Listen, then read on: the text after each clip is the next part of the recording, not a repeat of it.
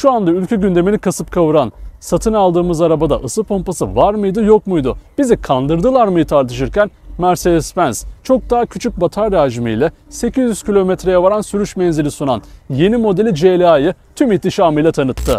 Yeni bir videodan da herkese merhaba, ben Sefa Kandemir. Yeni Mercedes-Benz CLA. Yine sizlere bu kanaldan 2024'ün ortalarında Mercedes-Benz'in elektrikli otomobil çalışmalarını yavaşlattığını, buna karşın içten yanmalı motora sahip otomobillerini geliştirmeye devam edeceğini açıklamıştık. Fakat geçtiğimiz günlerde büyük bir lansmana tanıtılan yeni CLA sonrasında görüyoruz ki Mercedes elektrikli otomobiller konusunda gelişmeyi bırakmayı bir tarafa, adeta elektrikli otomobillere yeniden kılavuz yazıyor. Şu anda ısı pompası var mı yok mu, bize nasıl otomobil sattıları tartışırken Mercedes-Benz'in çok daha küçük bir hacimle 800 kilometreye varan sürüş menzili sunan yeni modeli CLA, ki artık EQ gibi elektrikli otomobil olduğunu belirten isim tamlamalarını da bıraktı. Elektrikli otomobil kitabını baştan yazan yeni Mercedes-Benz CLA'ya dair baştan sona bilmeniz gereken her şeyi en anlaşılır şekilde öğrenmeye başlayalım.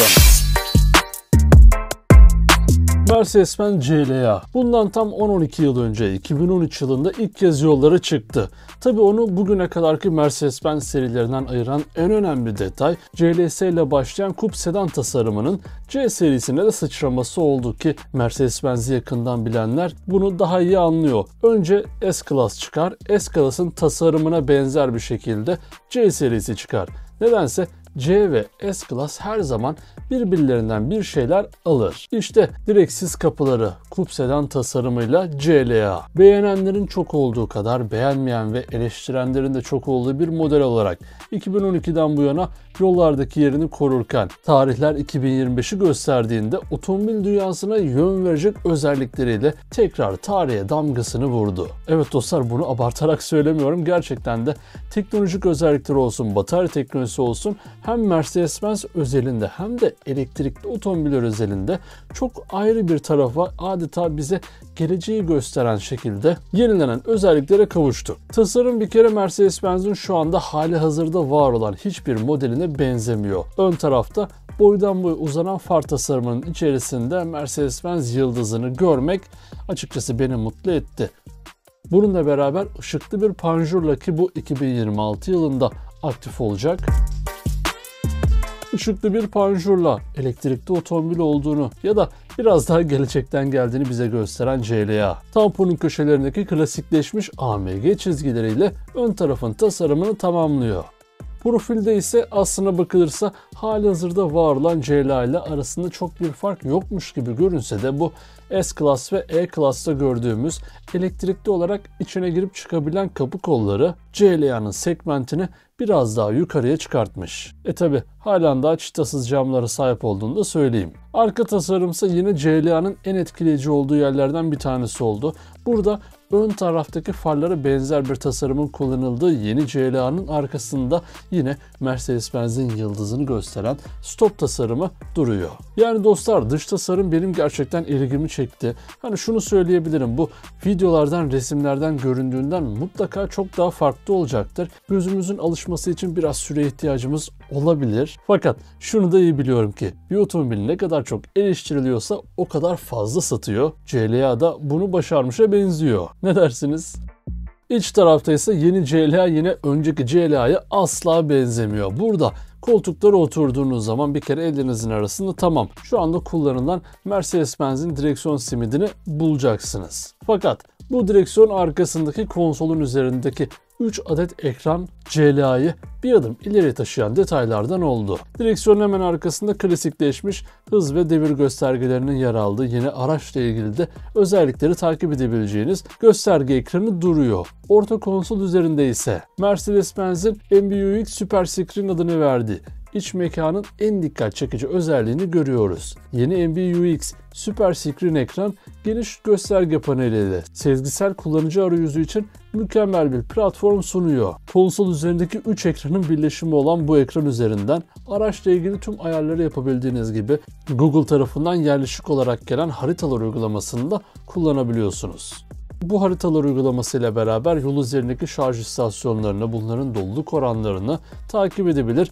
Ne kadar menzilinizin kaldığını yine rotanıza göre ayarlayabilirsiniz. Menzil demişken yeni CLA'nın menzilini duyduğunuz zaman ve motor özelliklerini duyduğunuz zaman çok şaşıracağınıza eminim. Yine iç mekanın dikkat çekici özelliklerinden bir tanesi de Dolby Atmos Burmester 3D Surround ses sistemine sahip olması oldu. Burada 16 hoparlörlü bir ses sistemi sunuluyor ki yani gerçekten bir konser havasında kaliteli müziği bu hoparlörlerle dinleyebilirsiniz. Orta konsolda yeni tasarımda iki katmanlı hale geldi dostlar. Üst tarafta bardaklık ve cep telefonunuzu koyabileceğiniz bir alan bulunurken alt tarafta kablosuz şarjlı şekilde telefonunuzu şarj edebiliyorsunuz. Şimdi dostlar tasarım detayları böyleyken Mercedes-Benz CLA'yı çok farklı kılan ya da onu aslında diğer otomobillerden ayıran ya da elektrikli otomobillerin geleceği hakkında bize çok net bilgiler sunan efsane özelliklerini söyleyeceğimi açıklamıştım. Şimdi dostlar evet 85 kWh'lik bir bataryayla geliyor bu Mercedes-Benz CLA ve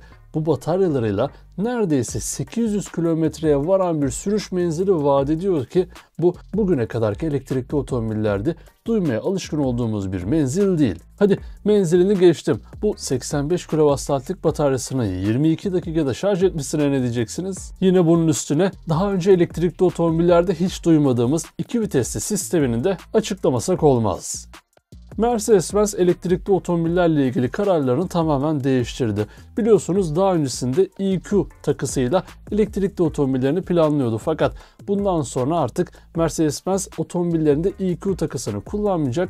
E serisi, CLA gibi otomobillerine elektrikli takıntısı gelecek. Mercedes-Benz tarafından geliştirilen Modular Architecture yani MMA üzerine geliştirilen yeni CLA 8 volt mimarisiyle çok daha hızlı şekilde şarj olmakta kalmıyor. Aynı zamanda bu kullandığı şarjı verimli bir şekilde menzile dönüştürebiliyor. Şimdi lansmanda 85 kWh'lik NMC bataryalarla lanse edildi. Fakat 58 kWh'lik LFP bataryalarda yine satışa sunulacak. Bu ülkemizde biraz daha fiyat anlamında uygun fiyatlı tarafta olacaktır. Burada bizim gündemimizdeki olan şey ise tamamen elektrikli motor. Mercedes-Benz bu motoru kendisi geliştirdi dostlar. 792 kilometreye varan sürüş menziliyle 272 beygir gücündeki IATS 2.0 motoru Mercedes-Benz'in kalıcı mıknatıslı PMSM teknolojisiyle üretilmiş. Yani bu motordaki nadir metal oranını neredeyse sıfıra indirmeyi başarmışlar. Ayrıca silisyum karbür çip sayesinde verimliliği de oldukça artırılan bu motor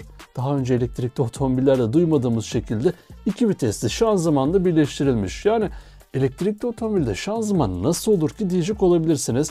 Burada ilk vites çok üstün bir hızlanma performansı ve çekme kapasitesi sunuyor. Yani ayağınızı dip gaza bastığınız zaman bir ok gibi fırlamakta kalmayıp 2 tona yakın ağırlıkları da çok kolay şekilde çekebiliyor ki buna karavanlar dahil. İkinci viteste tamamen uzun yoldaki kullanıma adaptasyonlanmış. Mercedes-Benz bu sayede uzun yolda bataryadan tekerleklere aktarılan güçteki verimliliği %93'e kadar arttırdığını söylüyor. Mercedes-Benz'in olmazsa olmaz Formatic 4 çeker versiyonunda ise arka aksta yer alan 200 kW gücündeki yani 268 beygir gücündeki bu motora ön akstaki 80 kW yani 107 beygirlik bir motor eşlik ediyor. Fakat bu motor Mercedes-Benz tarafından geliştirilmedi dostlar. Buna karşın bu özellik sayesinde Formatic'teki gibi sürekli 4 çekerden ziyade ister 2 çeker ya da ister 4 çeker moda saliseler içinde geçebiliyor. Şimdi Mercedes-Benz'deki bir diğer yenilik ya da elektrikli otomobillere yön verecek bir diğer özellik ise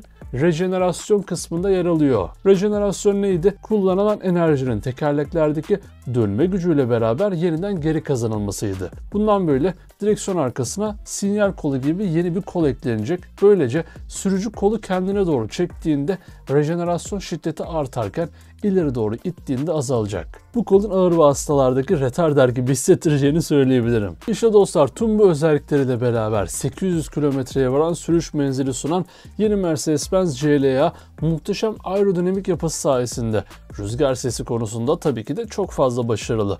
Bunun yanı sıra bataryanın ısısını havadaki ısıyı da kullanarak korumayı sağlayan 3 yönlü yeni bir ısı pompasına da sahip. Evet gerçek bir ısı pompası yani bataryanın sıcaklığını optimum seviyede tutmayı sağlayan bir ısı pompasından söz ediyoruz. Tabii ki de siz yüksek performanslarda yeni CLA'yı kullanıp şarjınızı bitirdiğinizde 8 volt mimarisi sayesinde maksimum 320 kW'a kadar hızlı şarjı destekleyen yeni CLA %10'dan %80'e 550 kilometrelik menzili sadece 22 dakikada tamamlıyor. Yani sizler de her ne kadar önceki nesil CLA'ya göre 460 litreden 405 litreye düşen arka bagajın yerine ön tarafa eklenen 101 litrelik bagajla beraber 506 litrelik bagaj hacmiyle beraber uzun yolculuklarınızda keyifli ve menzili düşürmeden seyahat ederken şarj hızı sayesinde de tükettiğiniz menzili yerine çok kolay bir şekilde koyabiliyorsunuz. Yeni Mercedes-Benz CLA'da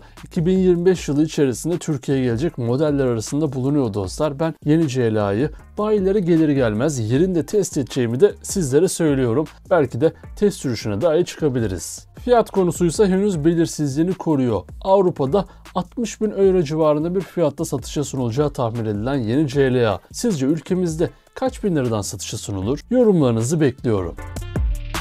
Evet dostlar, Mercedes-Benz CLA ve bilinmeyenlerine dair her şey bu şekildeydi. Elektrikli otomobiller konusunda halen daha kafalarına soru işareti olan birçok kimse CLA ile beraber bu soru işaretlerine sağlam cevaplar bulurken elektrikli otomobillerin hayatımızın bir gerçeği olduğu fakat buna karşın içten yanmalı motorların da hayatımızdan çıkmayacağını bu şekilde anlamış oluyoruz. Peki siz yeni CLA ve elektrikli otomobil gündemini şu anda kasıp kavuran ısı pompası konusu hakkında ne düşünüyorsunuz? Yorumlarınızı aşağıya bekliyorum. Ayrıca sonraki videolardan anında haberdar olmak için kanalımıza abone olmayı, videoyu beğenmeyi ve sevdiklerinizle paylaşmayı da unutmayın. Bir sonraki videoda görüşmek üzere. Kendinize iyi bakın. Sağlıcakla kalın.